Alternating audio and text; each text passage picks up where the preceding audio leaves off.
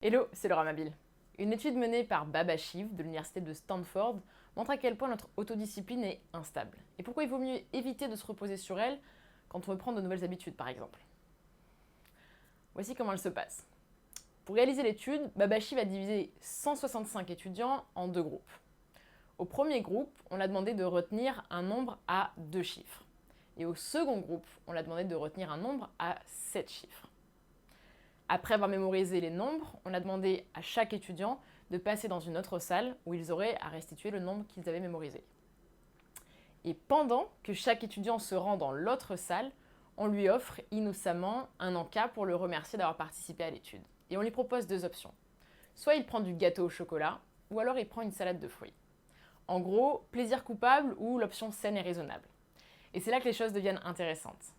Puisque les étudiants qui avaient dû mémoriser le nombre à 7 chiffres, donc qui avaient fait le plus gros effort mental, étaient presque 2 fois plus nombreux à choisir le gâteau au chocolat.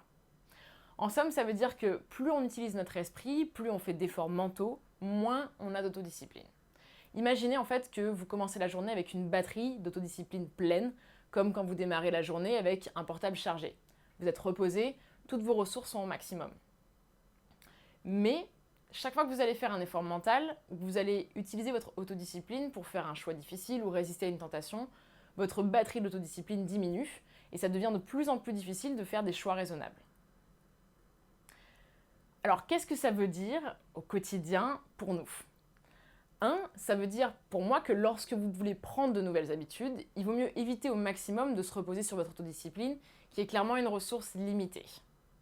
Par exemple, ça veut dire que si vous voulez manger plus sainement, il vaut mieux ne pas acheter de beurre de cacahuètes, j'adore ça, de chips ou autre cochonnerie, pour qu'il n'y en ait pas chez vous et que vous ne soyez pas tenté, que vous n'ayez pas à utiliser votre autodiscipline en fait. Plutôt que de vous faire confiance pour pas aller ouvrir le paquet de Monster Munch qui est dans votre placard, par exemple.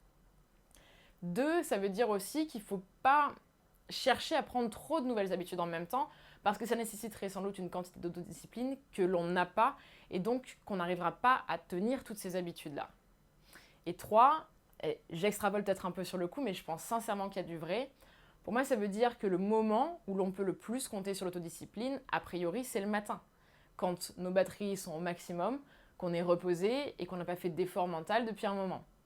Donc, s'il y a des habitudes que vous souhaitez prendre, que ce soit méditer, faire du sport, organiser votre journée, écrire, apprendre une nouvelle langue ou autre, le matin est sans doute le moment idéal pour les programmer et avoir l'autodiscipline nécessaire pour passer à l'action. Moi, par exemple, ça fait 3 ans que je fais un rituel matinal où je pratique ce genre d'activité. Je suis ravie de tout ce que ça m'apporte. Et si vous souhaitez vous y mettre aussi, je vous donne un lien dans la description pour obtenir les meilleurs outils et mes conseils pour vous y mettre. Merci d'avoir regardé cette vidéo. C'est un nouveau format que je teste, le fait de parler d'une étude scientifique et d'analyser ce qu'on peut en retirer pour notre quotidien. Alors je vous invite à me dire en commentaire ce que vous en pensez pour que je vois comment l'améliorer. Et sinon, abonnez-vous si ce n'est pas encore fait. Et si vous pensez que la vidéo peut intéresser des personnes autour de vous, partagez-la. Merci beaucoup. On se retrouve dans la prochaine. À bientôt.